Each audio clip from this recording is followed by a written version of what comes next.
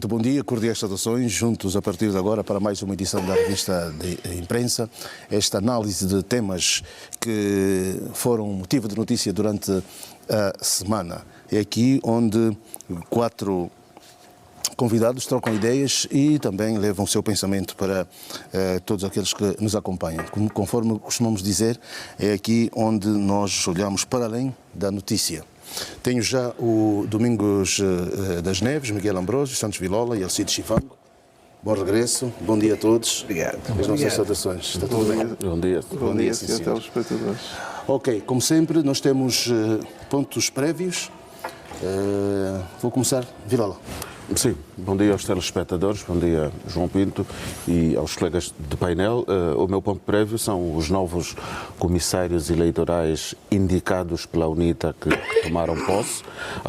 Eu escolhi isto como ponto prévio para uma chamada de atenção, vamos lá, sobre a entrada do William Toné, o jornalista William Toné. Eu não sei se é o jornalista que entra para a CNE ou se é o ativista William Toné que assume esse lugar, ou se é os dois ao mesmo tempo. E por que eu chamo a atenção? Porque não sendo ele um quadro político, vejo que vai ser difícil controlar os seus laivos vamos lá, de alguns problemas, chamaria inatos de disciplina, pelo menos era assim como jornalista, temos tido esses problemas.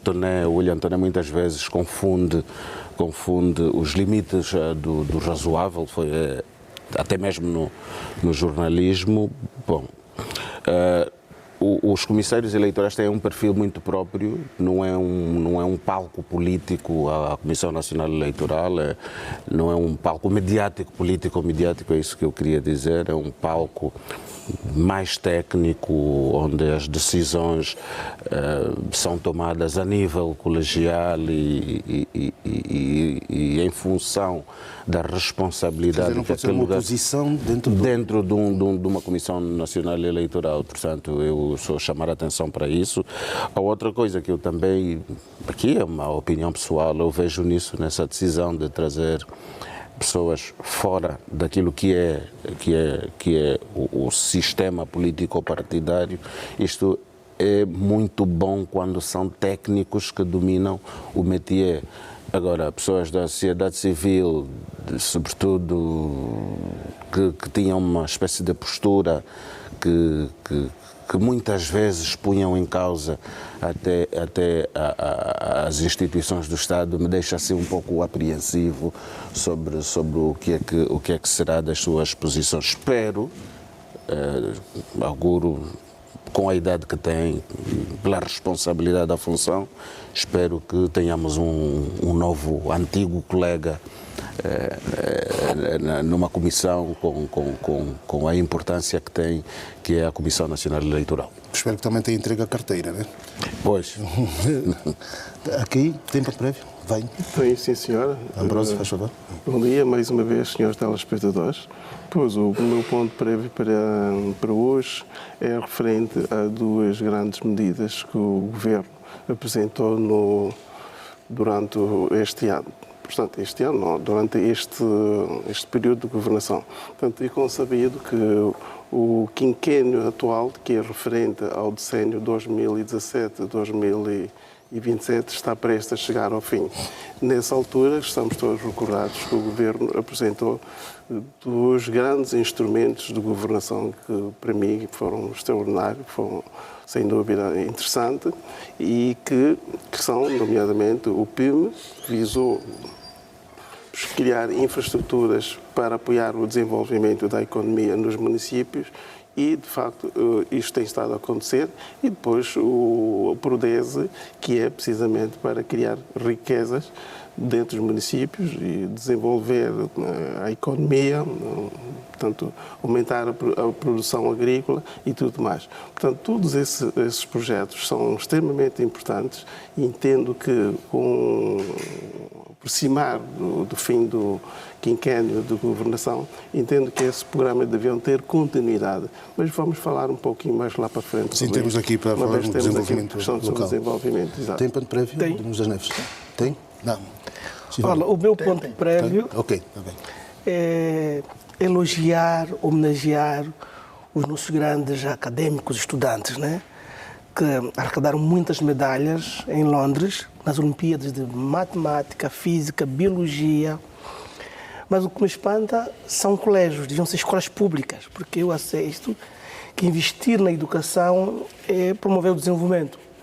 E parabéns aí à NEP, né? O Dr. Antônio Pacavira, que tem desafiado todos e todos que é possível formar bons quadros em Angola com as nossas condições.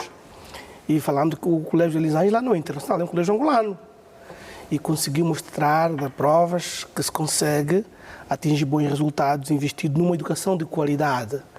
Porque a educação é cara. E nós, às vezes, investimos pouco na educação e queremos bons resultados. Se nós não investirmos na educação, estaremos sempre a importar.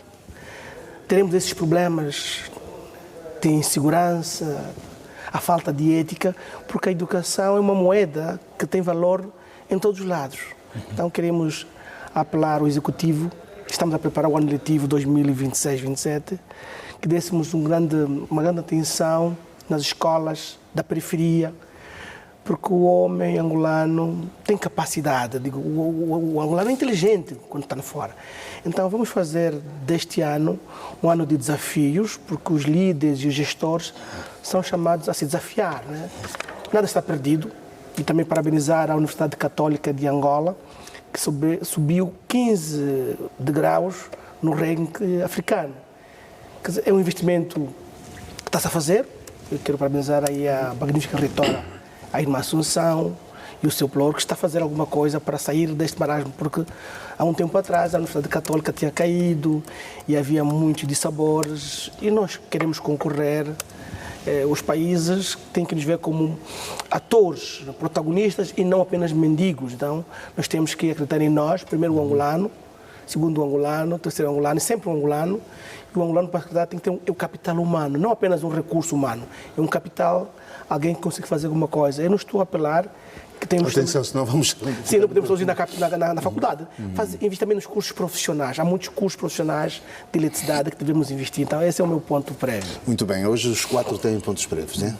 Bem-vindo, bom dia. Obrigado, João. Domingos das Neves. Obrigado. O meu ponto prévio incide na questão da saúde.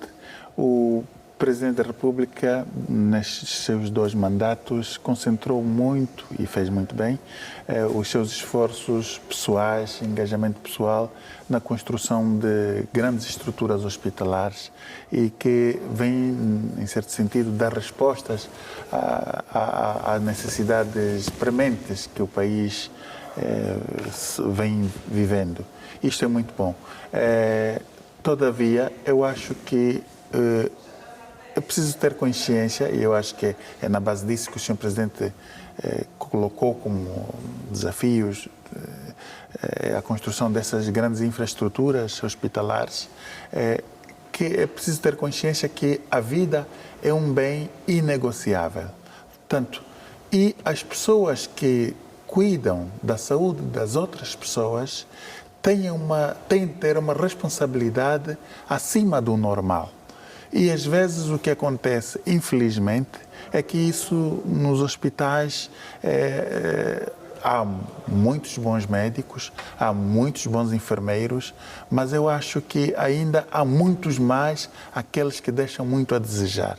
Portanto, muita gente morre, não é somente por falta de medicamento, é mesmo por negligência do pessoal enfermeiro e médico. Repito, há muitos enfermeiros bons, muitos médicos bons, mas há muitos médicos e enfermeiros piores ainda. E eu acho que há toda uma necessidade de um Ministério da Saúde instaurar um sistema de fiscalização. Por exemplo, eu vejo que nos hospitais os médicos, os enfermeiros não têm um código identificativo, como por exemplo a Polícia Nacional tem um NIP, não é?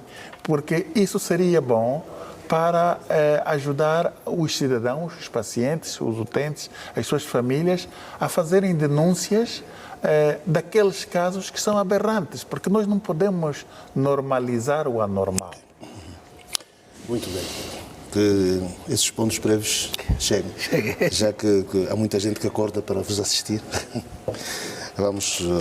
Bem, e esta semana foi uma semana de notícias de acidentes, alguns mortais, outros que trouxeram algum susto, como foi o caso do naufrágio de uma embarcação de pescas no Lubito, em Benguela, em concreto. A embarcação saía dos mares do Kwanza Sul e ia para o Lubito. 22 pessoas foram resgatadas com vida, 4 na altura estavam desaparecidas. Portanto, estamos aqui e, aliás, os nossos mares, nos últimos tempos, temos tido muita informação em relação a estes assuntos. Chivango, como é que começas a abordar esta... Fiquei perplexo, mas já esperávamos isso. Tínhamos falado, nós precisamos ter um controle sobre as vidas. Isso não é estatística, são vidas humanas. E aí vamos chamar a responsabilidade. Nós estamos a perder a cultura da responsabilização. Estas embarcações foram fiscalizadas. Quem as autorizou? Os passageiros usavam proteção, estavam devidamente protegidos. Tinha colete salva-vidas, só que não foi a tempo, porque parece que o mau tempo é que... Concordamos. Sim. Mas estavam devidamente... Ok. Porque existem mecanismos, quando se vai ao mar, devem ser cautelados. Nós temos que prevenir que haja esses acidentes. Nós gostamos de gerir por pressão, né? Cenários trágicos. Né? Acho que é uma forma angolana de ser, né? Fruto da guerra, né? Nós sabíamos isso. Mas estamos em tempos de paz. Nós temos que trazer hipóteses de cenários trágicos nas embarcações, no mar, salvar vidas. Nós temos que garantir a vida das pessoas. Nos últimos anos, estamos a sentir que há muitos acidentes. Não, já ocorriam, é que nos divulgava, né? A mídia divulgava pouco.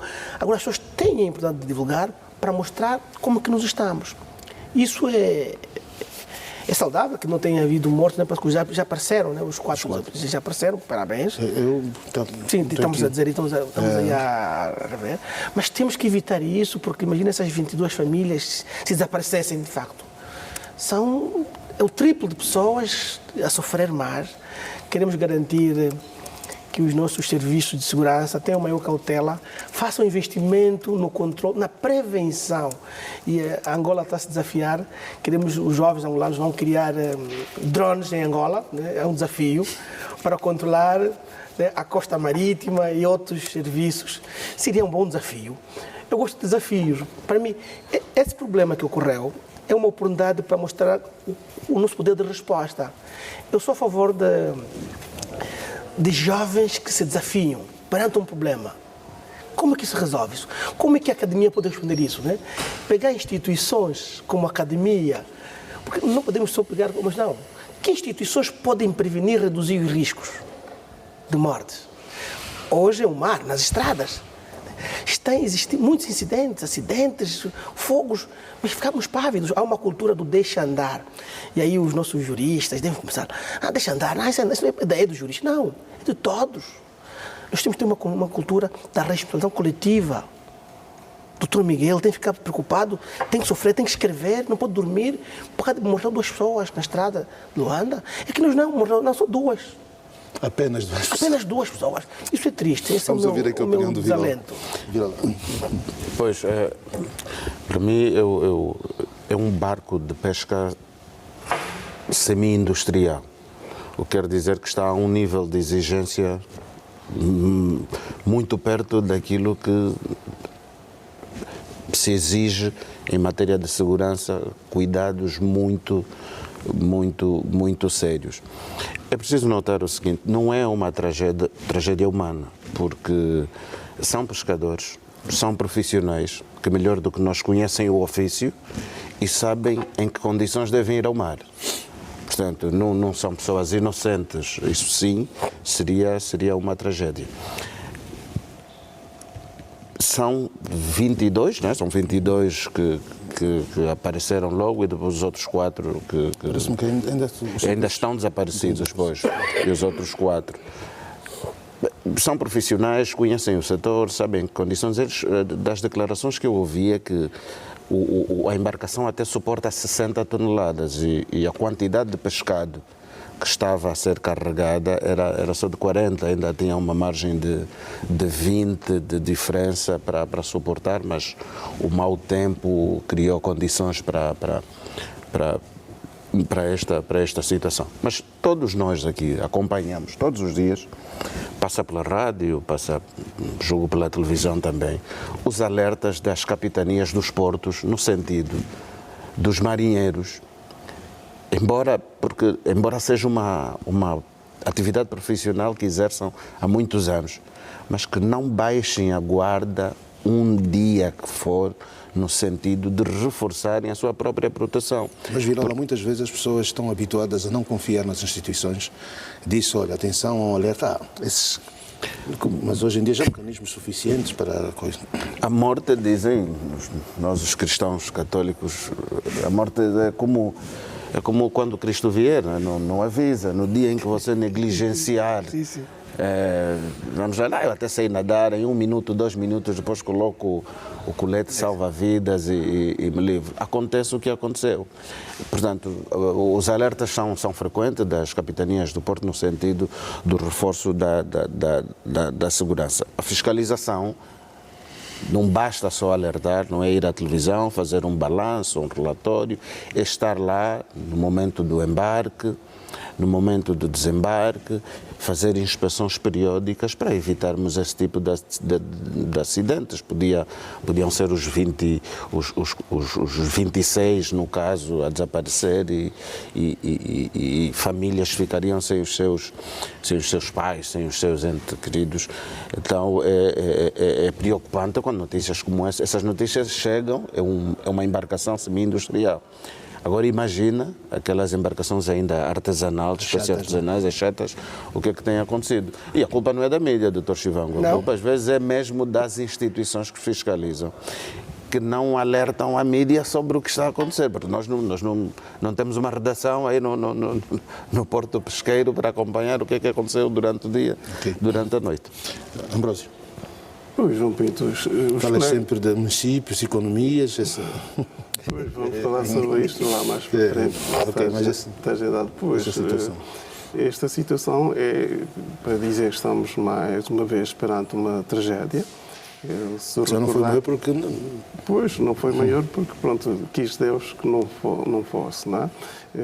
Se nos recordarmos, nas últimas 3 semanas, nós temos estado a fazer referência a acidentes. Praticamente todas elas no mesmo segmento de transporte, embora que desta feita transporte no mar, não é? E isto preocupa-nos bastante e é preciso que as autoridades, de facto, como tiveram a oportunidade de dizer aos meus colegas, que ponham mão a isto, e é preciso fiscalizar devidamente antes da saída e depois, e mesmo à chegada também das embarcações para aferir a quantidade de mercadoria que eles trazem, se de facto não podia meter em causa o risco das pessoas e da embarcação. Então, é preciso saber as causas e ir mais ao fundo para saber as causas, porque é que isto aconteceu e depois prevenir para que situações dessas não possam acontecer. Porque tem sido recorrente termos situações dessa natureza. Não é justo, depois de muitos anos termos estado a morrer com a guerra, estejamos a morrer em acidente de trabalho e em acidente de estradas, não é? Então, é uma alerta, mais uma vez, que fizemos neste programa, para as autoridades acompanharem, como disse o Dr. Vilola, a saída dos navios, verificar o que é que falta, o que é que não leva, o que é que deveriam ter levado, enfim, as condições tanto meteorológicas. É preciso saber se o mar vai estar bravo ou não vai. Tudo isto deve ser acautelado, porque nós estamos a viver, a navegar num ambiente em que só a natureza sabe, é imprevisível, então todo cuidado é pouco. De maneiras que, mais uma vez, endereçamos o nosso sentimento às famílias afetadas nesse sentido e esperamos que sejam confortadas. Ok. Domingos das Neves. os nossos mares. João, uma das coisas que eu sempre admirei durante o tempo que estive no setor petrolífero é o aspecto, o cuidado que se tem na questão da segurança. E isso eu acho que é um elemento que podia ser transportado, é um valor que podia ser transportado noutros setores. O simulacro, por exemplo? Não, por exemplo, a questão da indução. A indução é um momento em que, antes de se fazer um determinado trabalho, as pessoas são consciencializadas sobre aquilo que há de se fazer e os riscos que eventualmente poderão encontrar na realização desse determinado trabalho. Eu acho que é a mesma coisa que se devia fazer no setor marítimo, sobretudo com os pescadores. Se sabe que as questões, nesse caso específico, é uma questão de mau tempo.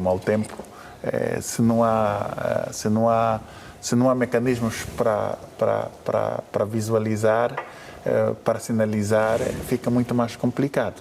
Então, eu acho que uma das coisas que se devia reforçar, sobretudo nessas embarcações, até aquelas de pesca artesanal, era ter um mecanismo qualquer, um aplicativo qualquer, que pudesse fazer a leitura da previsão do tempo no mar, onde se vai, por um lado. Por outro lado, eu acho que devia-se criar também um mecanismo para, por exemplo, colocar o chip nos coletes dos pescadores, um determinado mecanismo de identificação dessas pessoas, para que, em casos como esse, de naufrágio, coisas assim, se possa localizar a pessoa. Porque a utilidade de chips localizadores, nesses casos, nesse tipo de profissões específicas, são de grande utilidade, exatamente para ajudar a fazer com que o resgate seja mais célere e, eventualmente, se possa salvar a vida de pessoas que, de outra maneira, seria impossível ou difícil de localizar.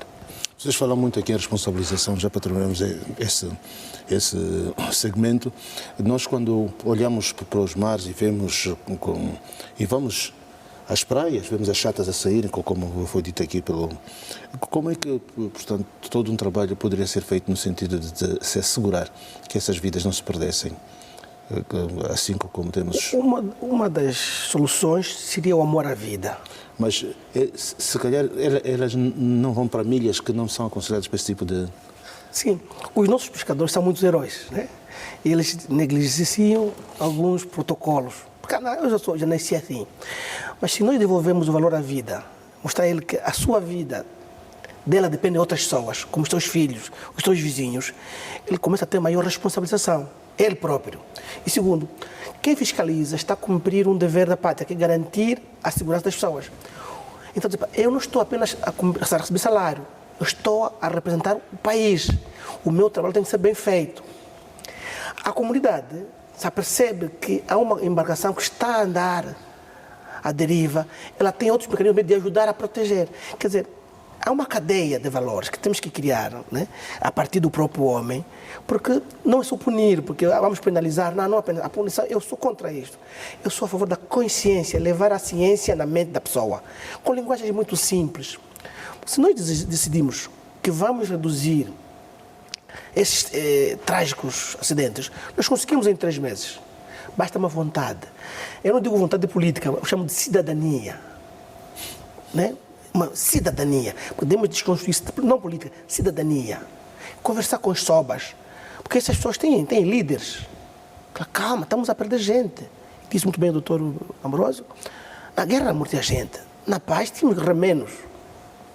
E são mortes, eu digo, evitáveis. Por isso que eu digo, a comunicação social tem que, não é ameaçar, alertar, como é cuidado. Fazer programas pedagógicos.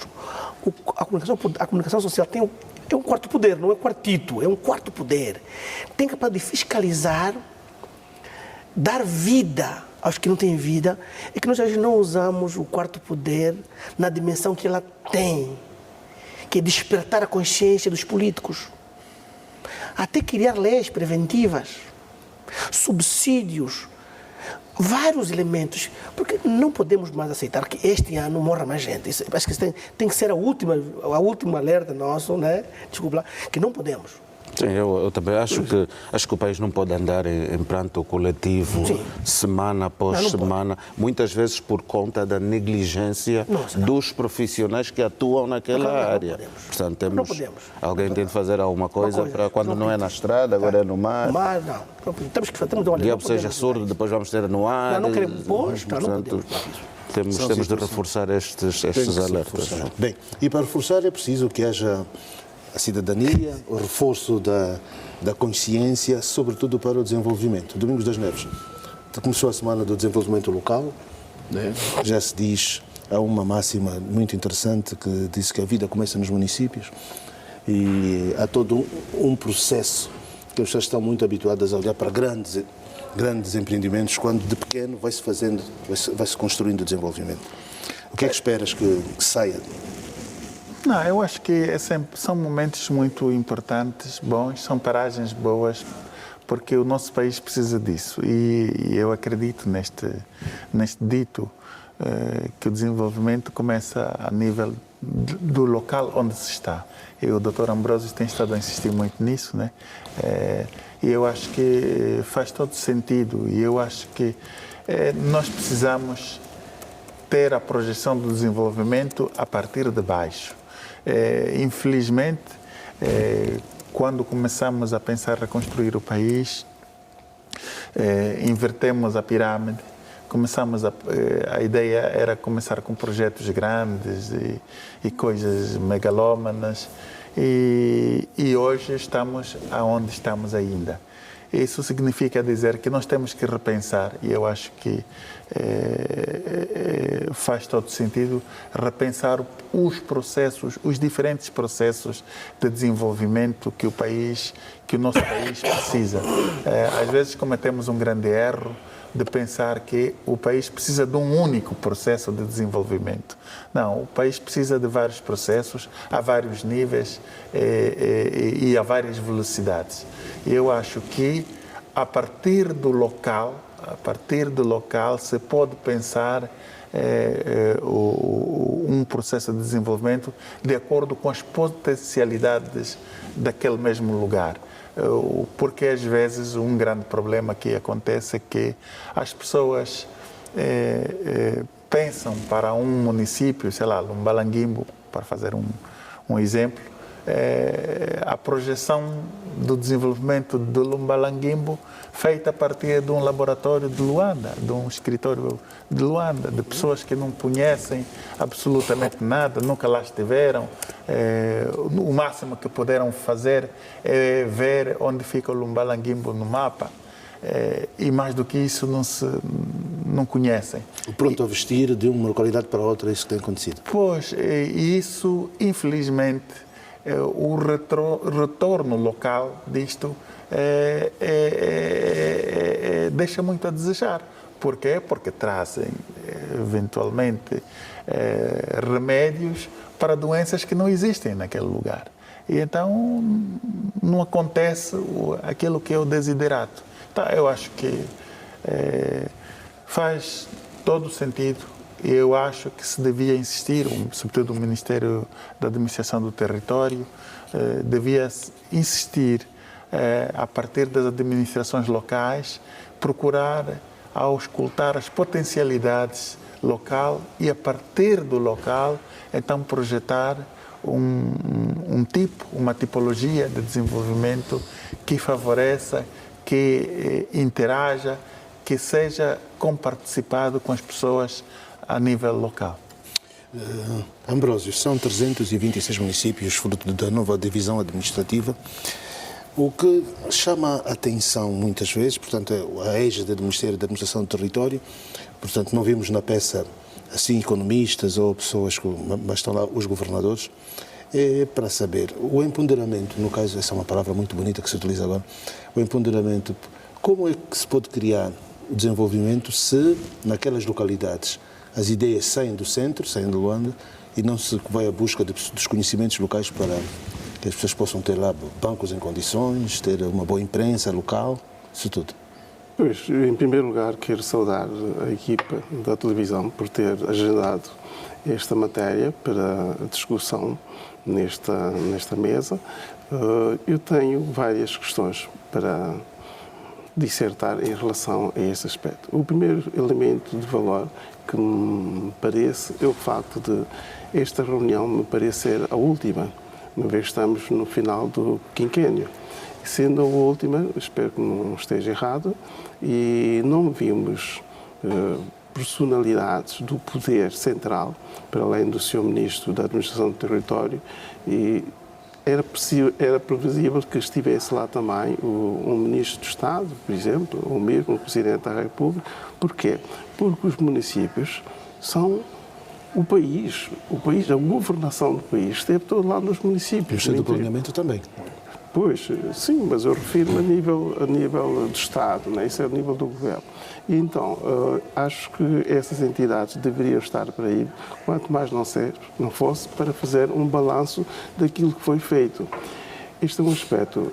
O outro, em relação a esta reunião, é o facto de eu pude acompanhar alguns extratos, quer do Sua Excelência, o Sr. Ministro da Administração do Território, e como do Governador anfitrião, eu tive alguma dificuldade de extrair algum valor pedagógico para que os administradores pudessem levar no regresso dos seus locais de trabalho. Foram de uma forma genérica, foram, enfim, citações genéricas, e eu confesso muito sinceramente, espero estar errado, não estar errado, não consegui extrair algo de valor para que essas pessoas pudessem, enfim, levar por aí. Esse é um aspecto que deveria ser ponderado, uma vez que, como foi dito aqui em instante, o país são os municípios.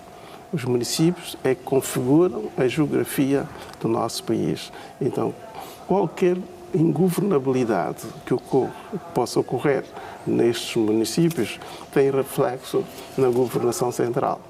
Portanto, nós neste momento, disse o Dr. Domingos das Neves, às vezes as coisas saem de cima para baixo. Não, é de baixo para cima. Então, entendo que devíamos, mais ou menos, o Governo Angola deveria proceder com maior atenção, maior cuidado, aquilo que é governação local. Este é um aspecto.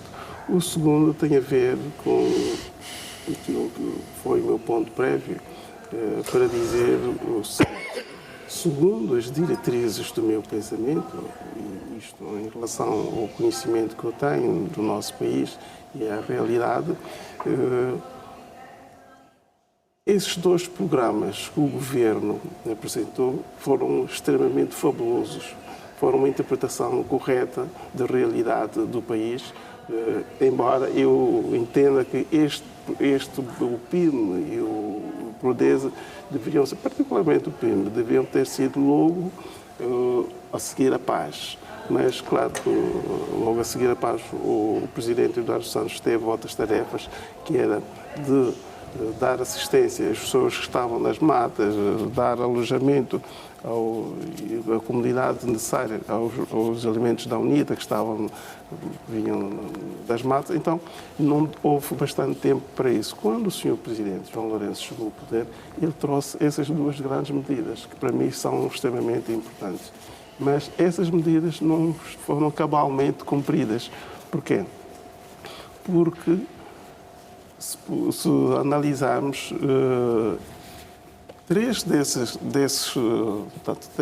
das duas medidas que foram criadas, algumas não foram cumpridas. Por exemplo, o Prodese não foi devidamente concluído. Porquê?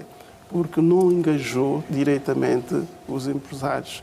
Portanto, as empresas não interpretaram devidamente o Prodese.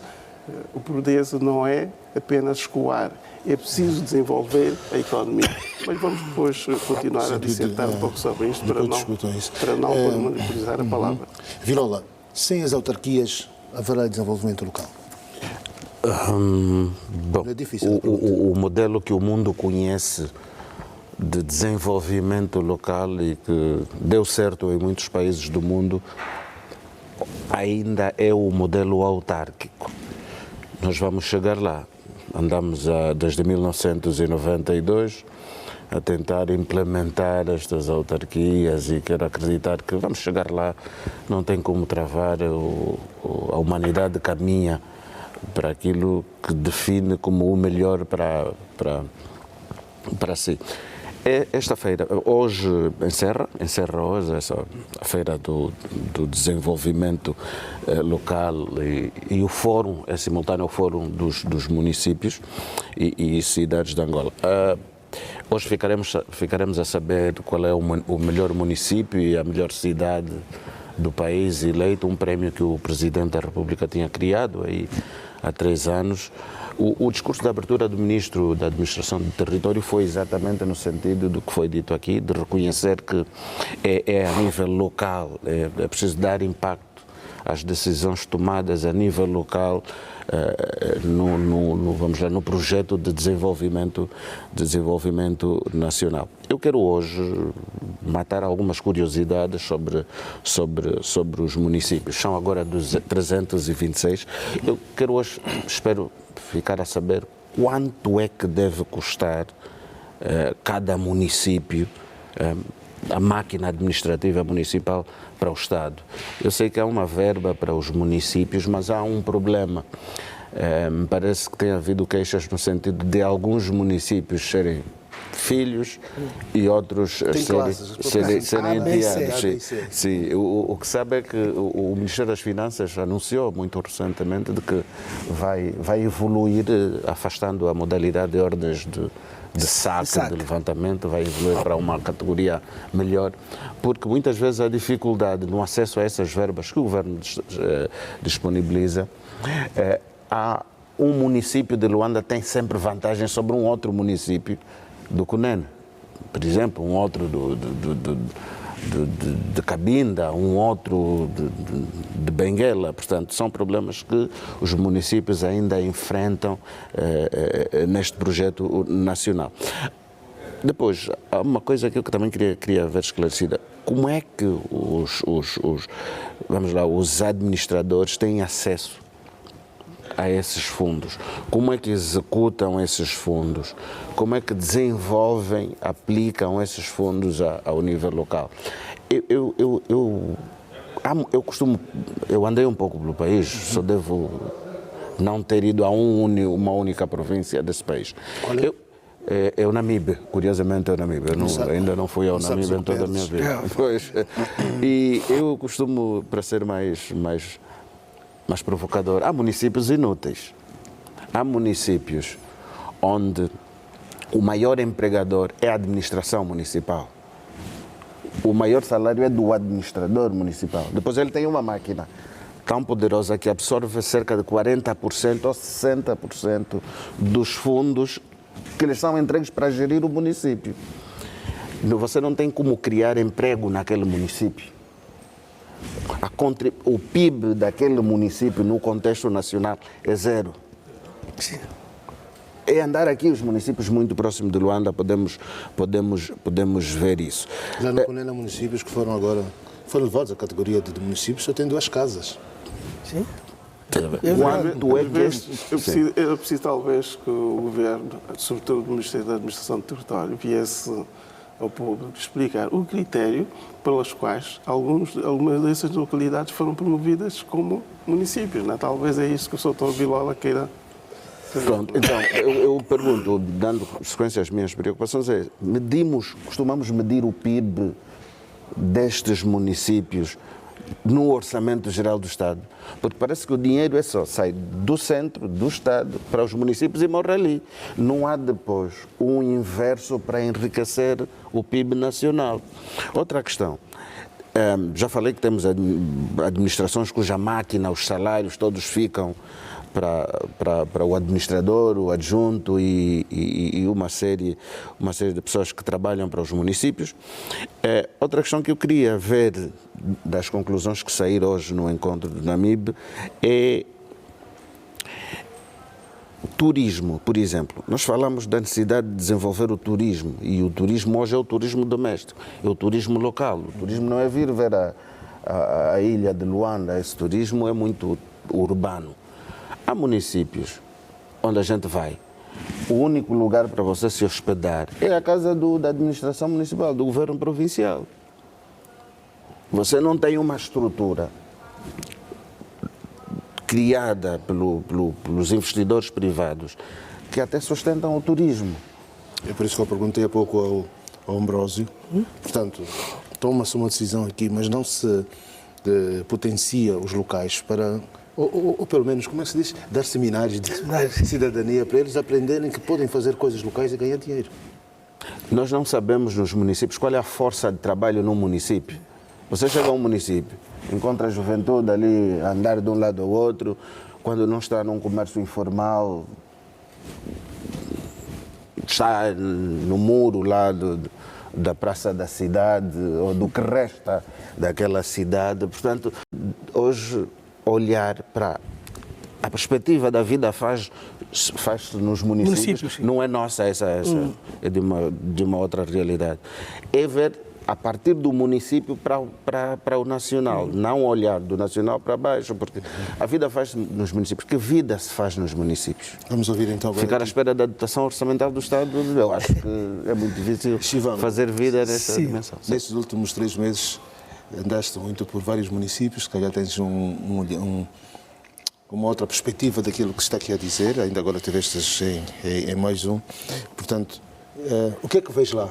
E o que é que achas que poderia ser feito? Obrigado.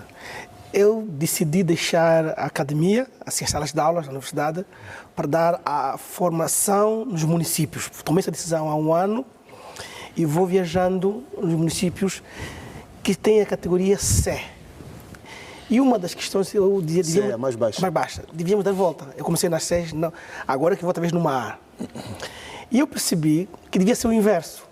O maior investimento devia ser feito nesses municípios que não têm infraestruturas. Deviam receber maior capacitação para empoderar os municípios, como diz muito bem o Dr. Vilola, para que as pessoas tenham uma capacidade de compra, consumo, porque o que desenvolve em Nações é o consumo. Nós temos que estimular o consumo, porque o consumo é que vai fazer a economia vai desenvolver o país. E como que isso se faz? Devíamos enriquecer as pessoas. Eu não sei se as pessoas têm ainda receio, porque é bom ter ricos. E os ricos devem estar nos municípios, porque a vida começa nos municípios, porque no município tem os grandes campos. Então, se a vida começa nos municípios, devíamos levar aquilo que as pessoas gostam, é o dinheiro, porque o dinheiro é energia, dinheiro é bom. Se eu colocar dinheiro é neutro, dinheiro é energia mesmo, dinheiro é bom. Se eu colocar dinheiro nos municípios, como que se faz dizendo isso? Não sei se crédito, estímulos, qualquer coisa. Devíamos enriquecer o município, criar infraestruturas não do Estado, porque devíamos criar gestores. Porque eu hoje acho que ou transformamos os políticos em gestores, né?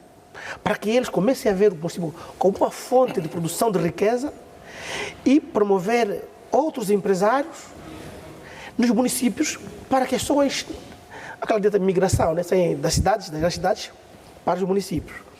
Porque disse que e a província do Namibe tem esse desafio, porque ela é uma espécie de uma cidade, uma província virgem, fez pouco. E ela tem um título muito bom, que é a província da prosperidade. Terra da felicidade. Sim, Moçambique é a cidade da felicidade. Sim, a cidade da felicidade. Sim, e Namibe é a terra da prosperidade. Quer dizer, todo evento vai passar por Namibe. Mas Namibe tem muitos problemas. É que nesses problemas o governador Arce Manguera, um grande homem visionário, quer transformar todos os problemas da Namibe em oportunidades de negócio e de prosperidade. Está a atrair turistas e empresários que timidamente ainda nos vão, porque as pessoas, quando ouvem o convite de um político, ainda não acreditam. Nós nos rimos na campanha, foi na campanha passada, sim. Quando o político disse que devíamos fazer do Namibe um Dubai. Um Dubai, pois. Então, ele rimos, mas é bonito, porque veja uma coisa... O presidente está levado de férias. Sim, estava de férias. Doutor Miguel, veja, fazer Dubai não é um bicho de cabeças. Eu não tenho medo de transformar Califórnia, Benguela, nem Dubai, porque nós temos terra. Temos recursos, podemos endividar não é mal, porque costumamos dizer, uma boa dívida, né? Para empoderar Angola, é possível. Podemos transformar o Namibe, porque tem terra, clima, e depois vamos ter pessoas para consumir. Vamos levar lá emprego. Então, o que é que nós temos que fazer? É transformar os municípios e as suas cidades em protagonistas. É que nós às vezes vemos, as pessoas que estão em municípios nem sabem o que é que está a ocorrer. ele nem sabe que tem direitos, nem deveres. E logo ele não fica responsável. E segundo, os administradores, eles não têm aquilo que chama assim, a eficiência, a eficácia, e há um elemento que falta, que é a efetividade. Porque podemos ser eficientes, mas não ser eficazes. Podemos ser eficazes e não sermos efetivos. Quer dizer, todo o impacto da administração, o que o Estado quer, tem que se consumar no município. Mas se eu sou gestor, não tenho esse conhecimento, o que é que eu devo cumprir efetivamente? São metas. Quando não se exigir resultados dos nossos administradores, eles vão fingir que trabalham e também vão fingir que eles pagam. Quer dizer, há um fingimento que alguém tem que dizer, não, basta disso. Queremos administradores gestores. Eu ontem vi uma entrevista aqui na TPA, acho que foi um grande prefeito de São Paulo, João Dória. Um homem que era economista, depois foi para a política e voltou. E jornalista também. Mostrou que é possível desenvolvermos as cidades desburocratizando, né? Reduzir a burocracia, ser mais célere. Porque existem pessoas aqui em Angola que querem ser empresários nas cidades, na minha terra bonita, que é a Gabela, mas têm dificuldades por causa do crédito, têm dificuldades por causa dos documentos. Há uma burocracia tal que afugenta. Então, os municípios, no meu ponto de vista, é um cartão de visita. Se o empresário estrangeiro não ver pessoas felizes, não ver pessoas empreendedoras, eles vão fugir. Porque os empresários estrangeiros também querem encontrar uma base já. Então, por isso é que nós temos que investir nos empresários angolanos. Somos poucos, líderes, chama-se líderes. Nós devíamos formar líderes, empreendedores, líderes políticos da cidadania. Porque não é mal formarmos agora, porque hoje existem umas ferramentas mais rápidas que eu defendo muito, que é o coaching empresarial, coach na política, coach jornalismo, porque temos que encurtar alguns espaços para podermos desafiar-nos com os demais. Okay. Porque a vida, sim, devia começar no município. E dizia o nosso presidente, Agostinho Neto, né?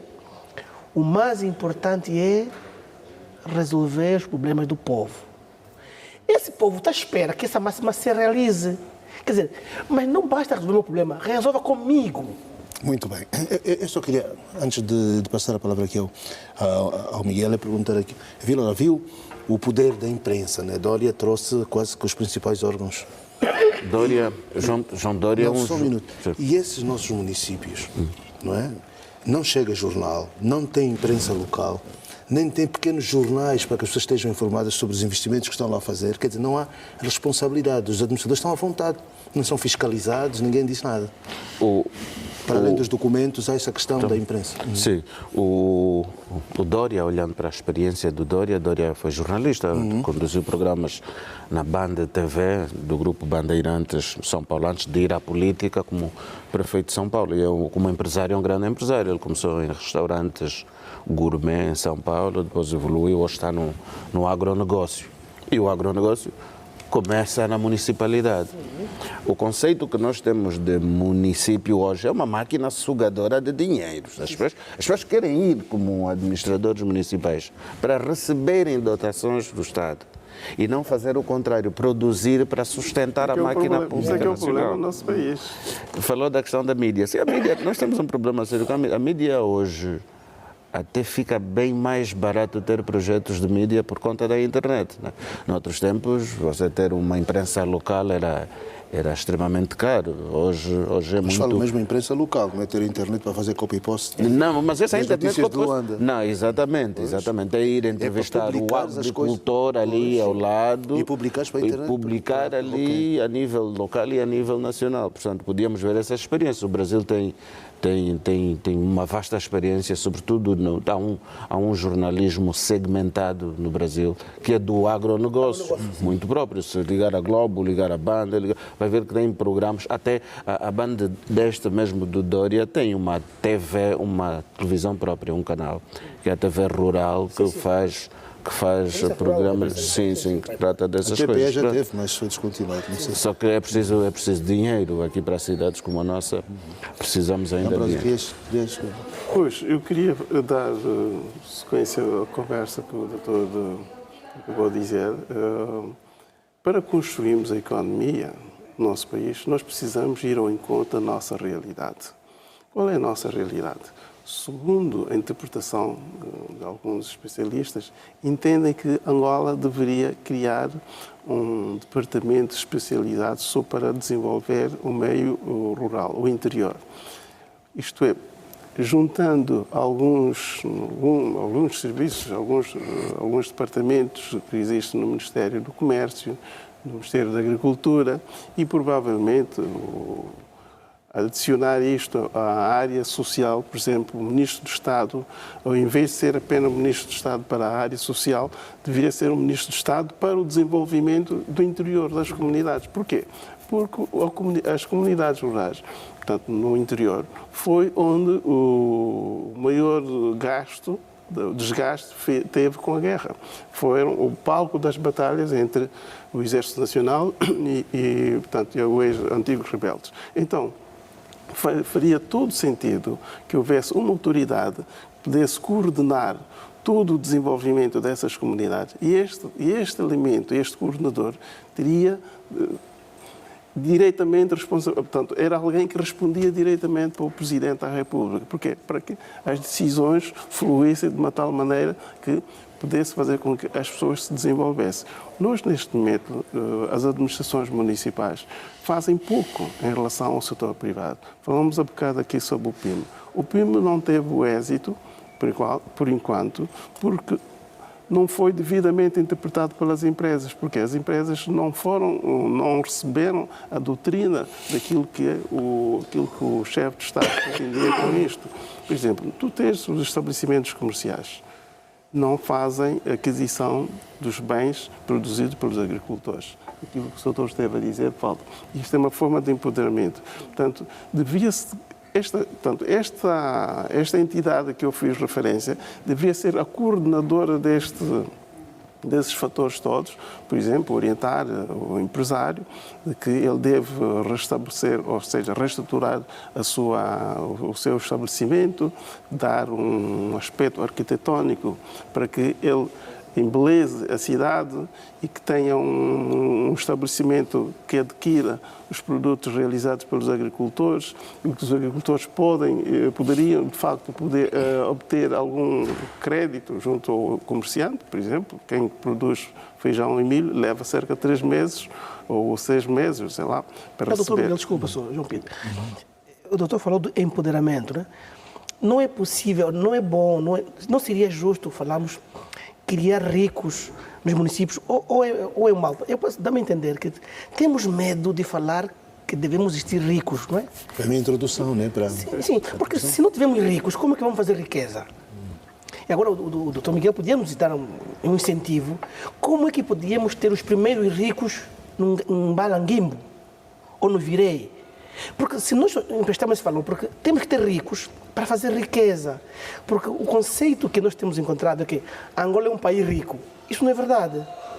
Porque as pessoas é que devem ser ricas, né? Ricas mesmo com dinheiro, poder, para depois querer as pessoas fortes. Porque, imagina, como é que a riqueza vai se demonstrar aos homens? Porque é os homens de ricos que têm que transformar a riqueza para o bem-estar. É um conceito que eu tenho estudado. Não sei se o doutor Miguel, como economista, tem. Pois, deixe-me responder. Aquilo que eu posso depender da sua preocupação é uma preocupação legítima. É legítima na medida em que a riqueza no meio rural provém da produção agrícola.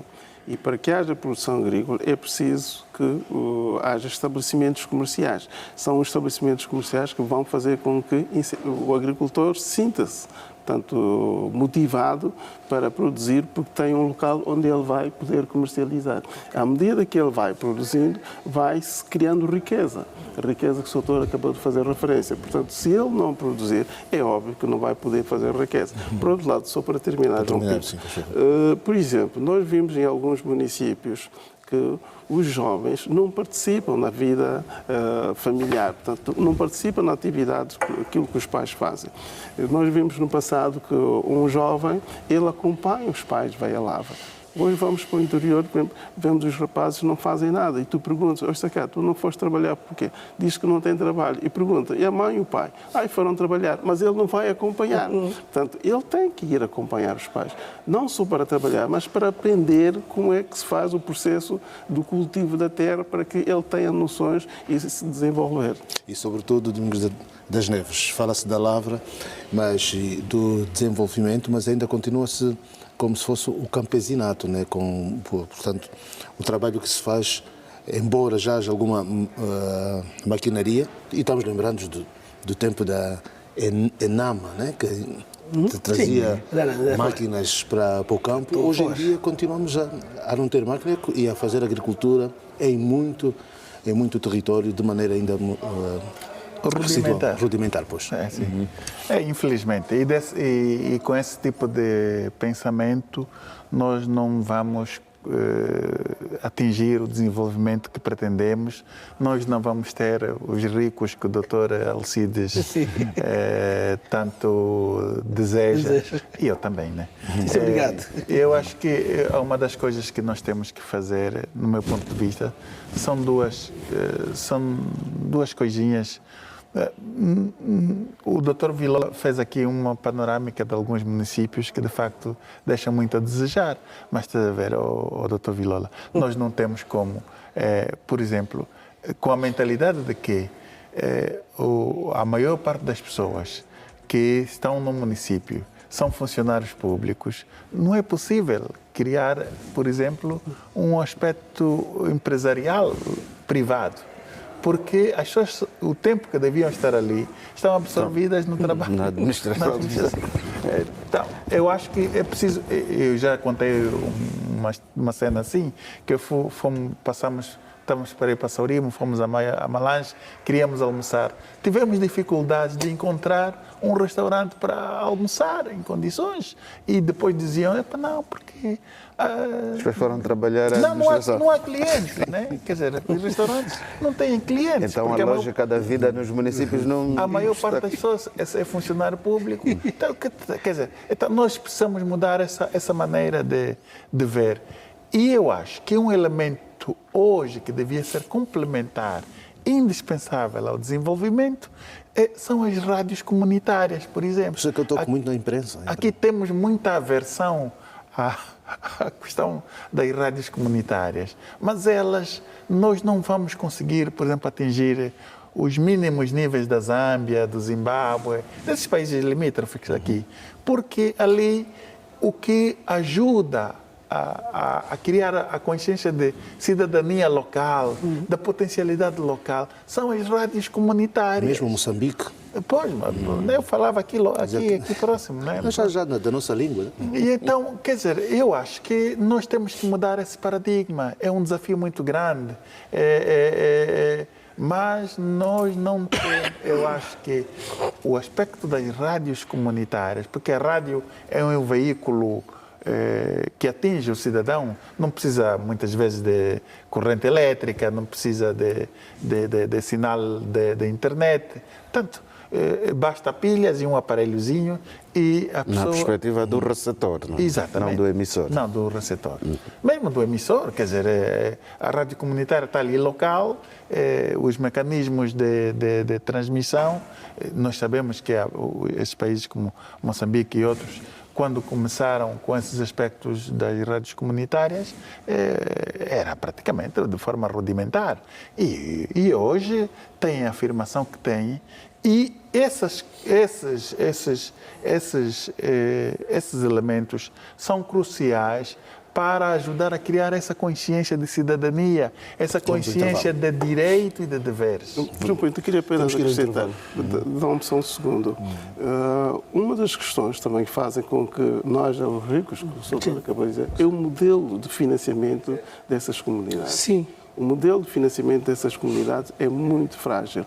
Foi por isso que eu avancei que era necessário institucionalizar uma figura que coordenasse o desenvolvimento no interior. Portanto, mas isto Podemos dar mais uns minutinhos depois do intervalo, mas sei que, por exemplo, o Instituto de Desenvolvimento Local, que é o FAS, que se transformou, agora já não está aí a dar dinheiro, né? Está aí a fiscalizar e ver o que é que as pessoas estão a fazer com o dinheiro que receberam. Está a colocar na cadeia aqueles que não cumpriram. A pergunta é, ensinaram a aplicar o dinheiro. Porque veja uma coisa, eu posso entregar 20 mil kwanzas. Se eu não tiver ideia do dinheiro, eu vou usar mal. Há quem pode receber 1 milhão de kwanzas, vai torrar, não vai fazer investimento. Porque nós também temos que direcionar como se faz o dinheiro. Vamos chamar o Gelembo um dia desse aqui para falar sobre isso. Ora bem, então vamos ao nosso pequeno curto intervalo. Já daqui a pouco iremos regressar para continuar. Se calhar dar mais alguns minutos, porque este é um tema que de facto galvaniza. Na riqueza, ver se as pessoas não têm que ir ao pote, que é esperar o dinheiro do Estado ou para ficarem ricas, mas trabalhar para ficarem ricas. Até já. Ora, muito bem, um grande abraço. Estamos de regresso depois de bebermos água. Água nacional, né? Não, água nacional. Então quer dizer que os homens das águas estão a ficar ricos. Do Lubango, essa água. Estão a ficar ricos. Ora, então vamos dar aqui mais alguns minutos antes de passarmos para um outro tema. Portanto, os subsídios finais dessa situação que tem a ver com a Semana do Desenvolvimento Local. Pois, qual é o conselho essencial que deixa o conselho é de que, portanto, como se diz que a vida se faz nos municípios, não pode ser apenas uma teoria. Há bocado estávamos a falar da necessidade de haver um órgão que coordenasse todo o desenvolvimento no interior. É precisamente para evitar dispersar de competências. Portanto, tu tens um setor no Ministério da Agricultura que cuida, que dá créditos, que dá apoio para as atividades agrícolas dos membros da comunidade rural. Tu tens um departamento no Ministério do Comércio e Indústria que cuida da comunidade rural e tens um Ministério do Estado. Então, se houvesse portanto, a aglutinação de um órgão coordenador que respondesse diretamente para o Sr. Presidente da República, porque é o chefe do Governo, isto iria facilitar e iria acelerar o desenvolvimento das comunidades, porque as informações iam a uma velocidade relâmpago ao chefe de Estado, que tomaria decisões para alterar a situação. Isto faria o quê? Faria com que as empresas recebessem mais atenção, as famílias teriam mais acompanhamento e, obviamente, que os jovens deixariam de sair das suas zonas tradicionais de nascimento para irem para a cidade. Portanto, é um elo para aglutinar toda esta necessidade que o país precisa. Por isso é que estamos com algumas dificuldades, porque precisamos sairmos um pouco portanto, daquilo que é costume, não é? Para desenvolvermos segundo a nossa realidade. Tem então um ponto final a isso, Chivango? Sim. Depois dessa leitura toda, eu acompanhei o desenvolvimento local do Namíbia. Eu fiquei com a noção que temos muitas ideias boas, mas o que nos dificulta é a prática, né? Nós temos uma dificuldade em transformar os nossos sonhos, desejos em algo prático, a praxis. Acho que nós tínhamos que fundar uma ciência, como tirar da teoria para a prática. E o exemplo concreto, eu volto a repetir, o João Dória, ou Dária, né? Dória. Gostei de dizer assim, nós temos que tirar das coisas políticas, porque às vezes há muitos documentos que o governo agora assina, que eram teóricos, mas não conseguiam realizar. E ele acredita que desta vez, parece, o Brasil vai investir, porque há 40 anos o Brasil também dependia de tudo para consumir. Hoje o Brasil diz que não consome nada de fora, não produz. Nós, os angolanos, já fazíamos isso. Nós já produzíamos café, já produzíamos milho. Absolutamente tudo. Muita coisa. Hoje importamos até rabinho de galinha. Rabinho que importamos. Então, nós temos que virar a situação. E para virar, nós temos que formar novos ricos. Formar pessoas com nova cultura e formar gestores. Novos ricos como o Estado a dar dinheiro a eles ou eles trabalharem? A minha ideia, eu tenho estudado isso. Como formar ricos? Uma coisa. Uma forma de formar ricos é criar famílias. Eu sempre defendo isso. O Estado pode pegar e identificar famílias que têm experiência no negócio e dar créditos não pequenos, bonificados, alargados, para que se desenvolva. Segundo, mas eu tenho que devolver depois o retorno. O retorno. Não é dar o dinheiro e depois ficar assim. Isso a longo prazo com taxas muito baixas. Segundo, dar liberdade aos jovens para que os jovens criem empresas, porque o mundo hoje é digital. E esses jovens dominam muito a digitalização. Pegar os jovens, dar-lhes formação, outputs para que eles possam empoderar, por causa do agronegócios. O agronegócio, essa cadeia, é uma cadeia muito importante que é a informação. Terceiro, é ensinar a vender. Nós pensamos que vender é algo baixo. Nós não vendemos. Não vendemos produtos e fizemos eventos. Não há venda. Quer dizer, a venda, além de produtos, também serviços. É a imagem. Então, seria bom nós termos cultura. O que é vender? Mesmo a nossa imagem de Angola. Temos vendido pouco. As pessoas deixaram de nos conhecer. Quando nós participamos em eventos, é para vender a nossa imagem. Por isso é que os nossos embaixadores, não tinham que ser embaixadores ou cônsules, tinham que ser cônsules, não sei se é uma figura que existe nos países, na área cultural, da cultura. Os adidos. Adidos, da cultura, do desporto, dos negócios. Porque nós temos mais adidos políticos e militares. Não. Quando viramos mas temos pessoas competentes. Olha, se não tivermos, temos que capacitar. Os adidos culturais foram nomeados, nunca foram... Devia ser importante. Porque a cultura não é só tocar batuque. Cultura também é pensamento, ideias, inovações. Então eu acho que a vida começa no município. Não, só para reforçar, nós tivemos um censo, o último, depois de 10 anos, que explicou mais ou menos como é que a população a nível do país está distribuída. Eu não sei se há um segmento próprio desse censo em que explica como é que a força de trabalho juvenil está distribuída a nível dos municípios. Eu acho que isso seria importante para vermos qual deste conjunto de 326 municípios seria mais útil para instalar determinado tipo de indústria, porque é preciso saber onde é que está ou como é que está distribuída a força de trabalho numa determinada região geográfica de um país. Esse ponto, desculpa um ponto. Há um município que eu visitei, tem mais homens que mulheres. Isso é grave. Tem mais homens que mulheres. É grave para a economia. Então tem que fazer um planeamento. Se calhar é vantajoso num outro aspecto. João, eu acho que há uma das coisas que tem que se combater também, e isto se calhar é o que afasta alguns investimentos a nível de alguns municípios, é a mania de os administradores e o seu séquito fazerem negócios com eles mesmos. Quer dizer, as empresas que estão no município são todas do administrador, até aquelas de limpeza, de tudo. Um setor privado financiado desgraçadamente pela máquina pública. Sim, temos esses casos. Isso é tão perigoso e isso afugenta qualquer tipo de investimento possível. E eu acho que é preciso criar um mecanismo, o Estado precisa criar um mecanismo de controle e de fiscalização que faça com que o próprio governador, o próprio administrador não crie empresas que façam negócios com ele mesmo. Porque isso, de facto, é um dos aspectos negativos e que deixa as administrações locais num status quo. E depois também, finalmente, quer dizer, hoje não sei por que razão há a febre de toda a gente querer comprar casa em Portugal. Portanto, e as pessoas, sobretudo os administradores municipais e coisas assim, quer dizer, às vezes nem têm casa em Angola e querem comprar casa em Portugal. Quer dizer, não é mal pensar comprar casa em Portugal, mas as pessoas têm que aprender a fazer isso com o próprio dinheiro.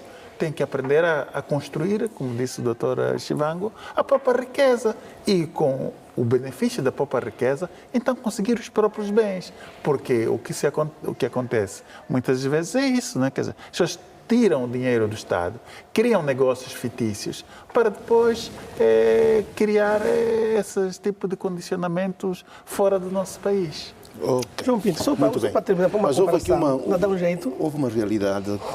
Na nomeação dos novos administradores municipais, saiu muita gente que trabalhou no Ministério das Finanças, não é? Sim. Foram para esses para dar qualidade na governação. João Pinto, não é mau, porque Mas vamos terminar esse tema, por favor. Quem está no Ministério das Finanças tem números, visão de números. E no ano passado, os nossos administradores eram mais na visão política, de leis. Então, era mudar esse paradigma para ver se os administradores começam a produzir números para dar resultados. Mas um dado muito rápido, eu fiquei assim a ver, todo cabo-verdiano quer ir fora para criar dinheiro, mas manda o dinheiro para Cabo Verde. A construir. E o sonho de cada cabo-verdiano é ter uma casa em Cabo Verde, não na Europa. Fiz um estudo, analisado. E ao contrário, quando está dizendo do Mundo das Neves, quase todo angolano que está ascendendo a classe média alta quer viver, comprar uma casa em Portugal. Podíamos mudar o paradigma, né? Porque é uma consciência. Porque, veja, e o cabo-verdiano tem amor pela sua terra. Ele está em França, Inglaterra, ele fala sempre de Cabo Verde, quer ver? Como um cartão. E é muito bonito, por isso que eu quero parabenizar essa ideia que trouxe o Dr. Domingos Neves, para refletirmos sobre isso, uma reflexão grande. E eles têm uma grande riqueza, que é a língua, nasce onde nascer, todos falam o crioulo. Crioulo. Muito bem.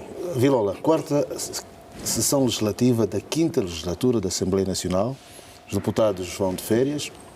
Não sei se vão de férias, eles vão continuar a trabalhar nas comissões. Vai haver uma comissão, uma única comissão que trata desse período, porque a vida não para, sim. A vida não para, pois. Sim, a vida parlamentar não para. Foi feito o balanço. Acompanhaste?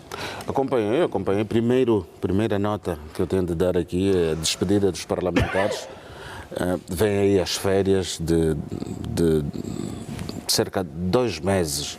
Portanto, são ricas e longas férias e nem o Presidente da República tem tanto tempo de férias. Temos direito a 22 dias. Pois, isto, eu sei que só os magistrados é que têm também um timing igual de férias. É muito bom dar 60, 90 dias de férias, mas sei que a nível das magistraturas há já uma proposta no sentido de reduzir, porque a lei fala em igualdade, há um princípio da igualdade. Mas são mesmo 2 meses, deputado? Sim, acabou agora, nessa sexta-feira. Só volta no dia 15, quando o Presidente fizer o discurso solene. Sábado e domingo. Exatamente. Portanto, tem umas feiras de dar inveja a comuns mortais como nós. Vamos então ao que eles fizeram nesse ano parlamentar. O que se pede normalmente antes da produção legislativa, o que um cidadão eleitor como eu pede a um representado, porque ele me está a representar, eu o elegi para estar ali. Portanto, o que se pede normalmente é ética, moral, pleno exercício da democracia, respeitando a convivência na diferença. Por que é que eu vou por ali? Porque os deputados normalmente fazem o oposto, na minha opinião. O que é que fazem? Ali, a nível da casa, dão-se perfeitamente, lindamente bem. Mas fora, usam os seus apoiantes, usam o seu eleitorado para atos que, do ponto de vista da democracia, do exercício da democracia, não são de todo exemplar. E o caso mais recente não é nenhum problema, julgo, tocar aqui, é o que vimos na província do Uís. Se repararmos, há partidos políticos que, quando vão realizar atividades no interior, longe da capital, afastado da capital, levam um grupo de militantes. Esse grupo de militantes, por exemplo, ele vai daqui para o Dondo, ele leva uma caravana de 50 a 100 pessoas. Este grupo de militantes, posto naquela realidade, entre aspas, vou usar as aspas, envenena aquela população que até se dá... Você tira esses homens daquele contexto, são primos, são parentes, eles não têm como lutar, senão por um problema familiar ou qualquer. Por problema político não lutam, Dr. Domingos das Neves, não lutam. Então, chegam lá, envenenam, a expressão que eu usei, essa população. Depois, acontece o que vimos no Uís, escaramuças, violências, que agora tem uma expressão muito... Agora não, nos últimos anos em Angola temos uma expressão muito bonita, intolerância política, atos de intolerância política, que depois envergonham, ou no mínimo devem envergonhar qualquer político, qualquer deputado. É esta parte que eu peço se me estiverem a ouvir, que os deputados respeitassem, porque são nossos representantes, façam isso nos próximos exercícios. Santos Vilola, desculpa, só um ponto. Há umas 3 semanas falamos sobre isso. Eu até apelei à necessidade do pacto do regime ou novo contrato social, lembra? Porque eu senti que não havia uma verdadeira reconciliação entre os angolanos. Era visível.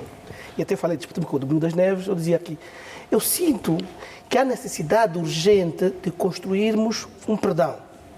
Primeiro, perdoar os irmãos que andavam desavindos, que é o MPLA e a UNITA, e ainda não estão reconciliados. Mas são 24 Mas não estão reconciliados. Porque as técnicas que foram usadas... Nunca vão ficar. Não vão ficar. As técnicas usadas não são das melhores. Melhor, existe uma metodologia de reconciliação. Mas o país tem de ficar refém Deste processo também não é. Não, atenção. Eu também não é. Porque isso não acontece no Parlamento, não lutam no Parlamento, como acontece nas Tailândias. Por que lutam no IG e não lutam no Parlamento? A Irlanda do Norte tem brigas constantes. A China, a África do Sul estava tentando fazer um modelo de reconciliação. Nós falamos ao mundo, aos quatro que estamos reconciliados. Não é verdade. Estamos a tapar o sol com a peneira. Há um desgaste, há um nervosismo, há uma aversão ao outro. Nem parecemos irmãos. Isso mostra que nós não crescemos. Nós temos atitudes de infantários mesmo. Nós guardamos rancor um do outro. Quando o Vilola traz esse discurso, não, o Vilola é pró. Quando alguém falar, ele é de contra. Porque, veja-se nosso discurso, entre nós irmãos. Então, nós temos de pegar, de facto, elevar a qualidade do debate. Não só do debate parlamentar, mas também do dia a dia. Segundo, ver as quesilas, o que é que nos separa? Nós temos diferença de abordagem. Uns defendem... Mas os novos políticos são jovens. São jovens. Os que falam dessa... Será Sim. intolerância? Sim, são jovens. Sim, intolerância, São são jovens. E conhecemos. Os mais velhos não tiveram tempo de ensinar os mais novos. Não houve tempo. Ensinar. Não houve uma transição, porque os mais velhos pensavam que iam perpetuar. Quando o presidente João Lourenço teve uma boa ideia, trouxe muitos jovens, criou ciúmes e os mais velhos não transmitiram esse legado bom, que é o ônus e o bônus, não conseguiram. Então os jovens estão a conseguir eles próprios a se inspirarem em alguém e mal. Mas, Dr. Chivango, o problema, onde é que está o problema? Julgo, onde deve estar o problema, é que são os próprios políticos. Por isso é que eu preferi a minha abordagem começar pela ética, pelo deputado respeitar o cidadão. O deputado leva a estes problemas, que para mim, na minha opinião, já estão ultrapassados. Ele leva a incendiar a população. Ele não faz isso no Parlamento, porque no Parlamento estão todos bonitinhos, beijos e abraços, tudo a mil maravilhas. Mas ele transporta para um discurso, para uma localidade distante da capital, e ali ele não aparece, mas ele está por detrás daquilo. E são jovens que, nós vimos, as imagens circulam, são jovens que estão naquela algazarra toda, na confrontação toda, não estão lá os deputados. E aqueles jovens nem têm idade, se olhar fisicamente para a estrutura deles. Nasceram depois de 2002. Não conhecem aquele passado de guerra que iria contribuir para a sua divisão. Quem nomeou o deputado é o povo. Se o povo está a sofrer, o deputado que foi nomeado não falar nada, eles vão dizer, então, vocês não estão obrigados. Porque é papel desse deputado? Dizer, olha, eu, vosso representante, não consigo dar resposta, porque as minhas ideias não são aprovadas. Porque eles não são a maioria, não aprova. Mas, sei lá, a culpa toda é do outro. Esse discurso que ele faz é um discurso. Porque ele está a prestar contas ao povo. Lá estamos nós outra vez a polarizar. A polarizar. Portanto, aqui, o discurso todo temos que mudar. Mas pronto, vamos usar o do Domingos das Neves. É a minha visão. Eu acho que, pronto, no meu ponto de vista, nós, a nível político, temos que dar passos mais para frente. Eu digo sempre, tenho dito sempre, que o grande problema da dimensão política de Angola, a crise da dimensão política de Angola, está na ausência de ideologias dos partidos. Os partidos praticamente não investem nas ideologias, nas suas ideologias, naquilo em que creem. As ideologias são, como nas religiões, nas igrejas, as crenças, a dimensão da fé, tanto os pressupostos da fé, as balizas. É a mesma coisa na política. Quer dizer, o partido político não pode ter só em si a finalidade de atingir o poder. Ele tem que ter a finalidade de atingir o poder com base em pressupostos ideológicos, as bases ideológicas, aquilo que eles oferecem para a sociedade. Os tais manifestos eleitorais que nós temos estado a ver durante as campanhas eleitorais, a apresentação disto, quer dizer, infelizmente, em alguns casos, esses manifestos eleitorais são produzidos fora com um pensamento diferente daquilo que é a nossa realidade, daquilo que estamos a falar há tempos. Não é? E eu acho que aqui precisamos reforçar essa dimensão do reforço da crença nas ideologias. Porque tu assistes um debate, por exemplo, no Parlamento, eu assisti a alguns, que nota-se que os próprios deputados, quer de um partido, quer de outro, falam, mas não há uma alma, não se sente uma alma discursiva, quer dizer, daquilo que acreditam. E eu acho que isso vai levar, está a levar, ao descrédito da própria política, da ação política. Hoje, a maior parte dos jovens vão acreditando cada vez menos na ação política. Ou melhor que é pior, já descobriram que a única maneira de sobreviver na vida é magoelar-se num atrelado político, de um partido político. Portanto, isso não há nada mais bestial na vida de um jovem do que isso, porque isto torna-o inerte, torna-o incapaz de fazer qualquer outra coisa. Então, As pessoas acham que para ter algum sustento e alguma boa vida tem que ser atrelado num político, num partido. No atrelado do caminhão do partido político. E eu acho que isso até alguns partidos políticos fazem mesmo isto de propósito. Fazer crer que isso vai ser possível, você só vai ser bem-sucedido se você ficar aqui atrelado. Então, quer dizer, é uma esperança... É um atrelamento completo. Quer dizer, e eu acho que nós temos que mudar esse paradigma. Nós temos que fazer com que... Porque a política é uma ação nobre, é uma arte nobre de estar a serviço das pessoas. Mas isso também, eu acho que faz um pouco parte da configuração de como nós, por exemplo, elegemos os nossos deputados. E de onde viemos. Exatamente. E de onde viemos também. Exatamente. Deixa-me dizer aqui. E eu acho que essa maneira de... Nós tínhamos que discutir um pouco mais sobre a maneira como nós elegemos os nossos deputados. Porque nós, a maior parte de nós, eu, por exemplo, sou aqui do Círculo de Luanda, eu não conheço. Não conheço. Os cinco? Os cinco do Luanda nunca tivemos eu, como eleitor, nunca tive um convite, não digo um convite particular, né? Sim, um convite massivo. Sim, uma palestra dos 5 deputados de Luanda. Nunca. Portanto, há um desinteresse dos próprios deputados nos próprios eleitores. Quer dizer, os eleitores já são importantes agora, em 2027, serão importantes porque vão garantir, de certa maneira, a manutenção do lugar com o voto eleitoral. Né?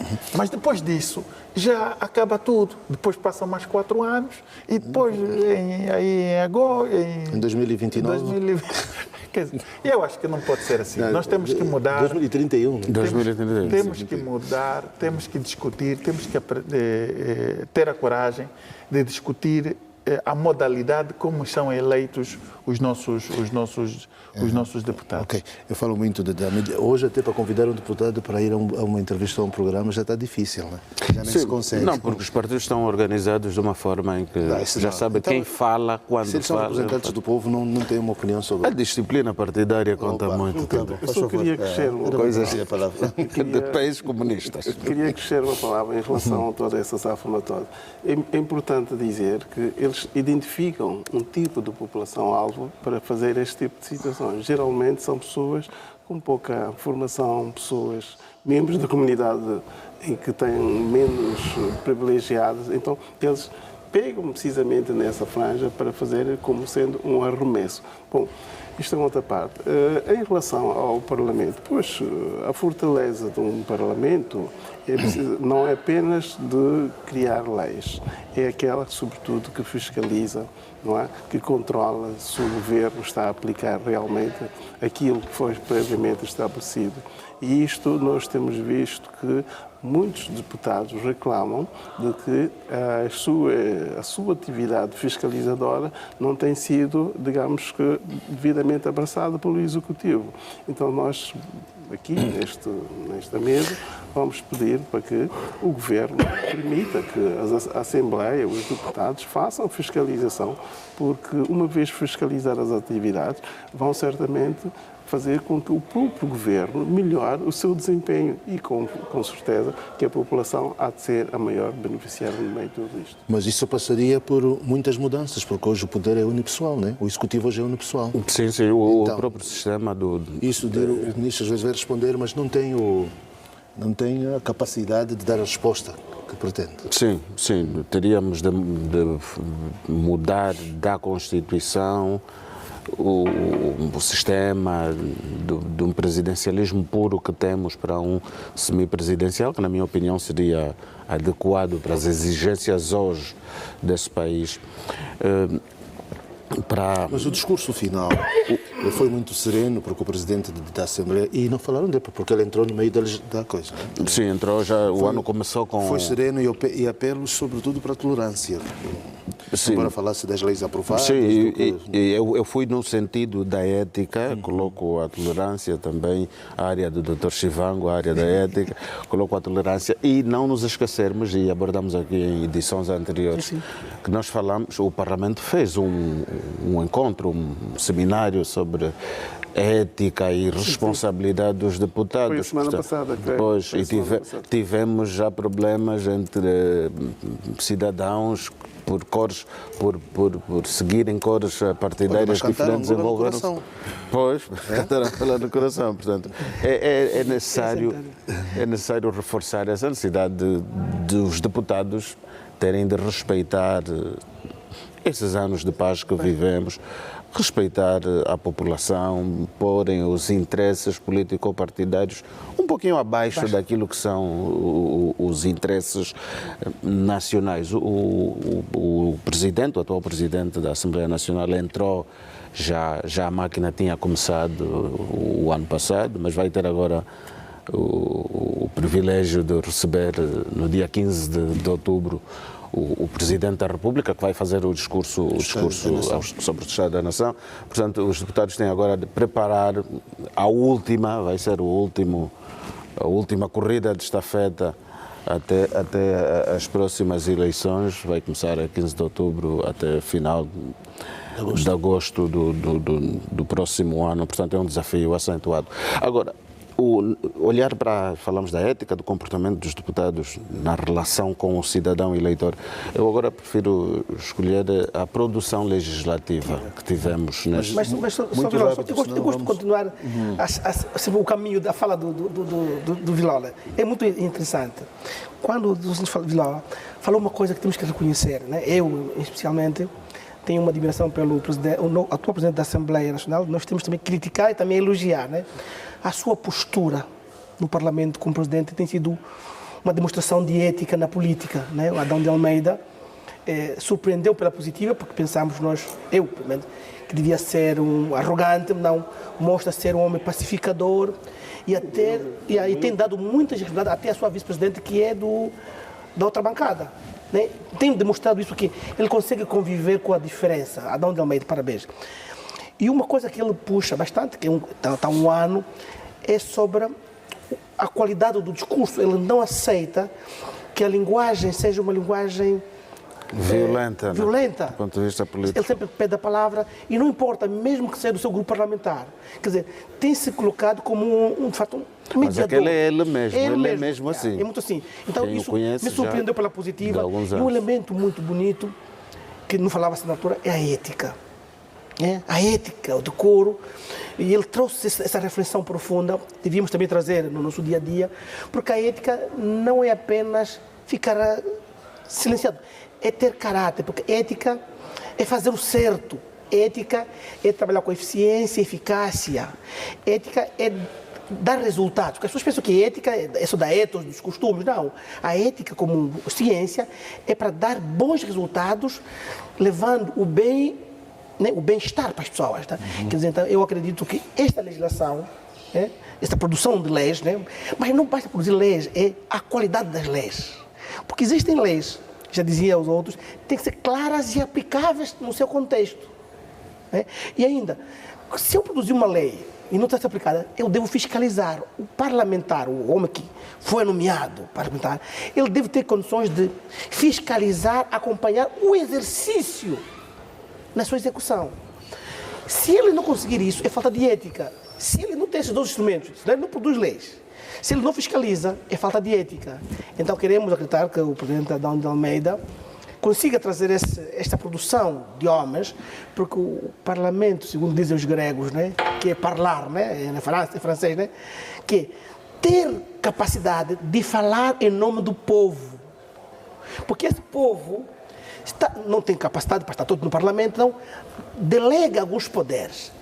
E quando você, deputado, não exprime a vontade do povo que te elegeu, está a ser um homem sem caráter. Então nós queremos produzir pessoas com caráter como modelos deputados. Por isso que eu concordo que eles têm 22 dias de férias, 44, porque eles têm uma carga pesada sobre si. 44 é pouco dia, ele tem que relaxar, descansar, fazer uma formação. Eu acho. Os médicos então deviam ter muito mais. Não, estou dizendo neles, né? Mas estou dizendo nesse contexto em concreto. Porque eu sou a favor das boas coisas. Eu, Alcides, não gosto, não acredito que 22 dias é suficiente para alguém descansar. É pouco. Concorda com os dois? 2 meses. Eu, Alcides, gostaria de ter 44 dias de férias. Eu, Alcides. Atenção, uma coisa que nós pensamos. As pessoas pensam que trabalhar 8 horas é produtivo. Não é produtivo. Cientificamente, em psicologia, está provado que não é produtivo. É menos. E as pessoas que trabalham 8 horas produzem nada. Se eu produzir cuidado. Desculpa, depois falar médico. Não, posso provar isso cientificamente. O nosso cérebro, depois de 2 horas, ele desliga. Cérebro. 4 horas é o excesso. Depois o que acontece? Não, vou explicar isso, vou explicar por quê. Vou explicar por quê. Um médico que eu tenho 4 horas, eu tenho uma produtividade de 70%. Isso é ciência. Isso é ciência mesmo. Sim. Depois disso, o meu corpo já vai arrastando. O que é que os precisaram fazer? Eu tenho 4 horas, depois disso é lúdico, café, ouvir. Porque o corpo humano tem tempo. Agora, existem médicos que atendem 7 operações. Atenção, questão de estresse, a qualidade da operação, a cirurgia. Hoje em dia os médicos usam a robótica para ajudá-lo. Por quê? A operação o cérebro humano. 8 horas. O ser humano tem capacidade. Agora, uma coisa, quando estamos numa operação, somos quantos médicos? 7 médicos. Sim. 7 médicos, não sozinho, porque atenção, trabalhar exige esforço, pensar também. Nós às vezes brincamos, cara, é só dar aulas. E pensar custa. Custa dar aulas. Dar aula das 7 até as 12 não muito. E muitos dos nossos problemas é de pensamento. Pensar é caro. Vamos avançar, porque estamos quase a chegar ao fim, sobre o corredor do Namibe. Este importante eixo ferroviário que liga Namibe, Lubango, Arimba, Cuxi e Menong. Foi lançado um concurso público para a sua gestão, uma duração inicial de 30 anos, prorrogável até 50 anos. Sim. Pois, João Pinto, estamos esperando... Hoje o programa está muito teu amigo, né? Muita economia. Pois, estamos perante um assunto muito importante. O caminho de ferro de Benguela, ou de Lobito, não é de Lobito, do Namibe, deve ser visto para lá. São caminho de ferro de Moçambique. Sim, o caminho de ferro de Moçambique deve ser visto para lá de uma simples linha ferroviária. É, portanto, uma linha que está em estradas, está em, digamos que, um setor de produção, está em comércio, e então é, em suma, uma linha de transporte e de logística. E é importante que isso seja dito. Portanto, nós temos este... Nem sei como é que ficou o projeto de Isaac dos Anjos, enquanto governador da Huila, para fazer o desvio para a Namíbia. Porque havia essa possibilidade. Pois, o antigo governador da Huila realmente era uma pessoa visionária. Aliás, eu tenho já que colocou-me esta questão, eu tenho em Angola, tinha e tenho até agora, 3 pessoas que, do meu ponto de vista, eram bastante visionárias. Uma delas era o Dr. Lopo de Nascimento, que tinha um projeto de nação que fazia com que cada angolano fosse um projeto de desenvolvimento portanto, cultural e económico. O antigo presidente, porque foi uma pessoa que conseguiu unir o país, Vamos avançar agora. E depois também o senhor engenheiro Isaac dos Anjos, que é para mim uma das pessoas com bastante criatividade. Mas eu estava a dizer que o caminho de ferro de Moçambique é realmente um eixo económico muito importante que deve ser visto. Portanto, em relação à entidade que vai ganhar o concurso, vai certamente herdar uma infraestrutura extremamente importante. Aqui quero fazer realce a um aspecto sobre o qual precisamos refletir melhor, é o facto de o caminho de ferro de Moçambique transportar granito em bruto para a sua exportação. Ora, a situação devia ser invertida. Nós não podemos, e mármore. Exato, e mármore. Nós não devemos fazer aquele modelo de economia como se estivéssemos nos anos 60. Nós estamos anos mais avançados e as nossas matérias-primas deviam ser exportadas já depois de ter sido... Nós vamos ainda só falar da gestão, porque não temos muito tempo. Mais ou menos um pouco em torno disso, não é? Sim, eu gostei do timing, olhando para o contrato. Primeiro, a tipologia, aquilo é concessão do direito de exploração, gestão e manutenção. Depois o timing, que são 50 anos, até 50 anos. Por que é que eu assinalo isso? Porque sabemos que nós tivemos o contrato dos caminhos de ferro de Benguela. 99 foram 99 anos, só acabou agora em 2003, 2004. Portanto, era muito tempo.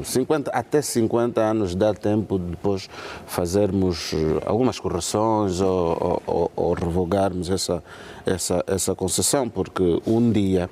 Agora está muito destruído estes caminhos de ferro de Moçambique. Quem ganhar o concurso vai ter um trabalho muito difícil. Sim. Mas agora a perspectiva é chegar a reforçar até a Namíbia e a Zâmbia. Portanto, fazer isto. Portanto, vai ter muito trabalho quem vencer esse concurso. Eu gostei da natureza do contrato, porque é tratar do material circulante. Vai também haver infraestruturas associadas, oficinas e também formação de quadro. É uma vertente que nós normalmente nesses contratos de concessão nós quase que descuramos, não é? Nós entregamos a infraestrutura a quem vence o concurso, traz o seu pessoal expatriado, implementa a obra, depois gere da sua maneira. Um dia, quando recebemos aquela infraestrutura, nós não sabemos como dar sequência. Temos essa própria linha, várias vezes, a linha dos caminhos de ferro de Benguela, várias vezes houve problemas em algumas ligações por conta de falta de material e até de pessoal para operar nesta linha. Tem havido muito descarrilamento também. Exatamente. Já que estás a adotar o Namíbia, não é, como uma terra de eleição, como é que vês esse percurso? Portanto, ali, para além disso, há a questão do ferro, do ouro, do mármore, do granito, que tem naquele corredor até a Jamba Mineira, né, por exemplo. Eu sou uma espécie de embaixador não institucional da Namíbia. Eu estive no Abibala, de fato, enquanto fui dar uma palestra, o caminho de ferro de Moçambique parou. E pedi à administradora, a doutora Luzia, para nós para vermos. Eu queria ter contato com aquela realidade. E aquele tem sido um meio de transporte de mercadorias daquela população para poder escoar. E pelo preço tem ajudado bastante. Claro, precisamos de melhorar as carruagens, os meios, maior comunicação para ser fluido. Mas há uma grande necessidade, porque muitos produtos da Bibala, do Virei, podiam ser transportados pelos caminhos de ferro de Moçambique. Essa gestão do corredor do Namíbia tem um grande desafio, que nós não temos, é a logística. Depois da logística, tem que ser um corredor de desenvolvimento, porque nós às vezes temos recursos, mas neste corredor não há um desenvolvimento, as pessoas ficam na mesma, no status quo. Então, essa rota de transporte devia criar a questão de criação de riqueza. Eu sou a favor da riqueza, porque conheci muito tarde o conceito de riqueza. Eu pensava, eu Alcides especialmente, pensei que devia ser pobre para ir para o céu. Um católico, vou morrer pobre. Só em 2015 é que eu decidi que não, afinal, eu tenho direitos e deveres para ser rico. E mesmo assim ir ao céu. Vamos estudar isso. Fui de conta que, afinal, todo angolano que está no Namíbia, virei, pode ser rico. Mas como pode ser rico? Trabalhando. Não é trabalhar muito. Não, trabalhar com eficiência e eficácia, porque trabalhar muito não. Quer dizer, 50 anos de exploração. 2 horas por dia. 2 horas chega, é muito para mim. 2 horas chega. 50 anos de exploração. Temos que ganhar maturidade, porque eu sou a favor da troca de experiência. Né? Nós, angolanos, não temos know-how. Alguns têm a soft skill, mas pouca. Mas a hard skill, capacidades técnicas, não temos. Então, nós temos que trazer eles para trabalharmos juntos. E nessa troca de experiência, nós vamos aprender e crescer. Eu acredito que 50 anos é suficiente, podia ser até menos, mas também para retirar o investimento é o normal, porque não podemos cometer o erro que aconteceu com o CFB. Foram quase 100 anos. 99 anos, quase 100 anos. Sim. Quase 100 anos. E perdemos muito. Agora vamos acreditar, porque o Namíbia, como disse no princípio, está a ser uma porta do desenvolvimento. Ainda bem que temos, que está em frente é um homem das finanças, da economia, não é um político como tal, é das finanças, um homem de números. E acho que está aí há 5 anos, não é? Mas temos mesmo que... Está a mostrar que vamos ter que investir neste corredor do Namíbia para que Angola, do sul, né? Do sul de Angola, comece a crescer. Muito bem. Era este o objetivo. Domingos das Neves, estamos mesmo a terminar. Mas eu acho que há 2 coisas que devem ser tidas em conta. Eu acho que, primeiro, estes investimentos todos têm que ter uma finalidade muito específica. Quer dizer, é verdade que é necessário transportar os bens, as matérias-primas e coisas, mas, em primeiro lugar, é preciso garantir a circulação das pessoas. As pessoas é que estão, os bens estão a serviço das pessoas, não o contrário. E nós não podemos começar a coisificar tudo, no sentido de que, quer dizer, hoje, por exemplo, é normal que as pessoas caminhem, são transportadas junto com os seus bois, nos mesmos, quer dizer, com os seus cabritos. Quer dizer, é mesmo comboio. Nós temos que aprender a setorizar a coisa, e eu acho que o setor dos transportes ferroviários são muito importantes e são um cartão de visita para a ligação do país de uma ponta a outra. Quando falamos de ligação ao país, é fazer com que as pessoas, os cidadãos possam circular, os turistas possam circular e tenham comodidade e garantias de segurança na circulação pela linha férrea. Quando isso não acontece, é muito difícil depois. Quer dizer, eu acho que estamos a dar muita primazia às matérias-primas. São importantíssimas, mas são mais importantes as pessoas. Então, eu acho que esses investimentos têm de estar, em primeiro lugar, a serviço das pessoas. Muito bem. Nós estamos mesmo no fim, é uma pena, porque isso aqui dava muito pano para a manga, mas vamos aguardar que, de facto, com o Vamos ter já 2 corredores. Vamos ter 2 corredores. Ainda vai faltar o do Norte. Bem, vamos terminar esta edição com uma mensagem do Presidente da República, chefe de Estado, que saúda os povos do Congo, Índia e Coreia pelos aniversários das respectivas independências, dizendo que hoje, 15 de agosto, assinalam-se os Dias Nacionais das Repúblicas do Congo, Índia e Coreia. O Presidente da República, João Lourenço, endereçou por esta razão mensagens de felicitações aos líderes dos referidos países, designadamente Denis Sassou Nguesso, Presidente da República do Congo, Narendra Modi, Primeiro-Ministro da Índia, e Lee Jae-myung, Presidente da República da Coreia. Ao Presidente do Congo, João Lourenço, lembrou que há aproximadamente 70 anos, o povo congolês iniciou uma história rompendo a injusta relação de então com a potência colonizadora para iniciar um percurso de realização autónoma e independente nos planos político, económico e social, tendo em perspectiva o desenvolvimento e a edificação do bem-estar dos congoleses. A propósito do 79º aniversário da independência nacional da República da Índia, o chefe de Estado angolano recordou o intercâmbio de contactos com Angola e o país asiático, vem mantendo a todos os níveis contactos esses que geraram compromissos fundamentais com responsabilidade recíproca, tendo em vista o aprofundamento da cooperação bilateral em favor do desenvolvimento e do progresso das duas nações. Por último, ao presidente da Coreia, o estadista angolano fez notar a importância das relações entre os dois países, que reservam uma mensagem bastante ampla de oportunidades que poderão ser exploradas em benefício do aprofundamento da cooperação bilateral, tendo como objetivo o fortalecimento contínuo da amizade entre a República de Angola e a República da Coreia. Portanto, estas mensagens endereçadas pelo presidente João Lourenço, enquanto chefe de Estado, para os povos do Congo, Índia e Coreia, a República da Coreia. Portanto, para os nossos amigos, é bom que saibam, a República do Congo é o que nós chamamos Congo-Brazzaville, depois temos a RDC. Meus irmãos, muito obrigado por partilharmos mais um sábado. Bom Funs. A promessa de lermos o livro juntos ainda não aconteceu. Estávamos à espera do Chivango. Então, caros telespectadores, muito obrigado por nos terem acompanhado em mais esta edição. Um grande abraço, bom fim de semana.